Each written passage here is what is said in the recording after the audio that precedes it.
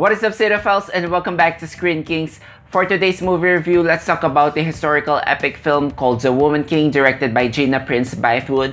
This one tells the story of the Agojie, a group of female warriors sworn to protect the African kingdom of Dahomey in the 1800s against the rival towns and foreigners who seek to enslave them. At the center of it, we have General Nanisca, played by Viola Davis, who trains the next generation of warriors, making sure they possess enough skill and fierceness to fulfill that oath. Now, this is the perfect example of how to make a superhero film without using superheroes. I felt like we don't get much type of content these days. Like, it feels like a throwback to epic warrior films like Braveheart, except in this case we have women front and center. This movie is a fascinating blend of fiction and historical accounts, and we have a heartwarming coming-of-age story for one of the lead characters here, played by Thuso and Mbedu, and also in a way that kind of mirrors her journey the same way we have here for Viola Davis' character, General Nanisca. So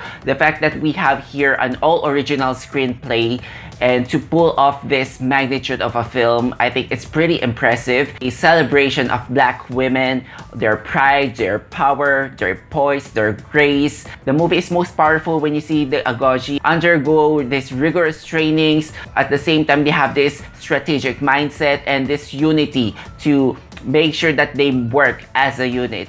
And I think Gina Prince-Bythewood showed a full spectrum of this portrayal, saying that they're not just only warriors, that yes, they can stand up for themselves, they don't need men to complete their lives, but you see a vulnerable side to them. Sometimes they fail. So I think we have here a memorable set of characters. They're not just one-dimensional strong female leads, but you see them as sisters, as mothers, as daughters. So as a whole, you're rooting for them because you feel like you really know them throughout this film. Of course, this movie does not also shy away from showing the atrocities during that time in Africa where there is a rampant slave trade. But what I like about Gina's approach here is she does not wallow on that depressive state. We got a lot of movies focusing on the Black trauma, but in here she focuses on the deeper narrative of overcoming this trauma, this personal torment, and defying misogyny. And I felt like to put these characters in an empowering spotlight sends a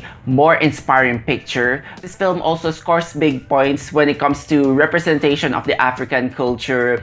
Actually, prior watching this film, my father thought that this is going to be a prequel to Black Panther, but basically you still get Black Panther, less vibranium and more focus on the women here, our warrior unit, seeing their traditions and their training.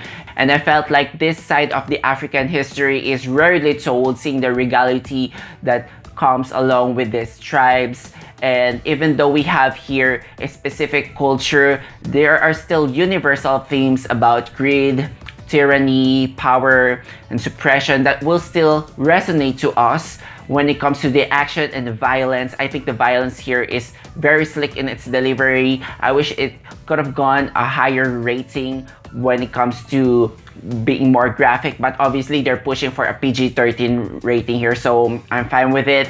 And the action, I think it was very athletic and graceful at the same time. Stunning choreography. The musical score here by Terence Blanchard is just moving in delivering an epic yet intimate film here. Now let's talk about the centerpiece of the show, the one that anchors it all. Of course, when it comes to this epic historical films, you need an iconic character, and the one played by Viola Davis, General Nanisca, is the one that really holds it together. Viola Davis is just a force of nature in this film. I've already reached the point where I know she's going to be good because this woman already won an Academy Award, being nominated multiple times in her acting career, and to see her pull off action, and at the same time you can see the softer moments, the vulnerability needed for this character. I'm really impressed that we get to have this different kind of hero, an aging but brave woman who stands on her ground, and she is a testament that even women at over 50s can pull off action. Add to that list is Michelle Yeoh earlier this year with Everything Everywhere All at Once. I felt like these actresses, they deserve the same credit in the same way that we put on Sylvester Stallone or Harrison Ford when it comes to that middle-aged led action films.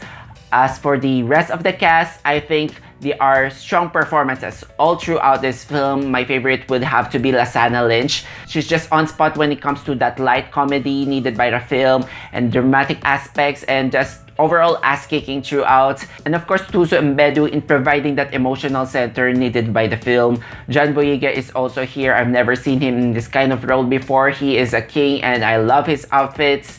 And if there is one negative thing that I can say about this movie, it's something that I found out after watching this film, because if you look at this movie and see it as a history lesson, I think that is not the best way to view this film, but rather as a work of fiction, because it's not the most accurate portrayal of the Agojie. The movie made an impression that the Agojie women ended slavery during that time, but that is not the case of what happened in the actual history. They actually have involvement.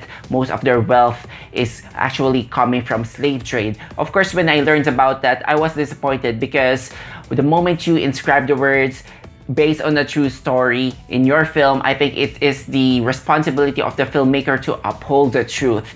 But then again, if I can just enjoy this one as a work of fiction, that you can see it as a celebration of Black women and their power, it will definitely go a long way. It has a masterpiece and classic feel into it. Another one of the pratfalls of the movie, and I guess it's very common for colonial theme films, is that when only one side or one perspective is shown, it's easy to judge the other party or the other ethnicity as the outright villain. So that also happens in this film. But overall, this crowd pleaser really seeks to entertain you on an emotional level, on a blockbuster epic kick-ass level. I think you should go see this on the bigger screen you can find, because it is really a worthy cinematic experience, and I think it's already strong enough to be a award season frontrunner for me, because everything just comes together when it comes to direction, acting, and the production values, the costume designs that are just so meticulous.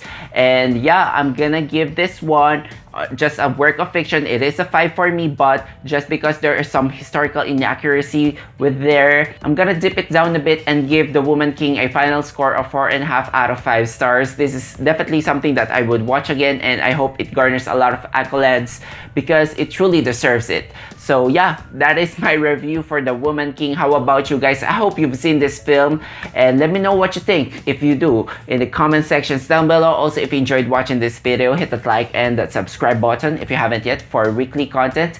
Thank you so much guys for watching. Until then, I'll see you all on the next one.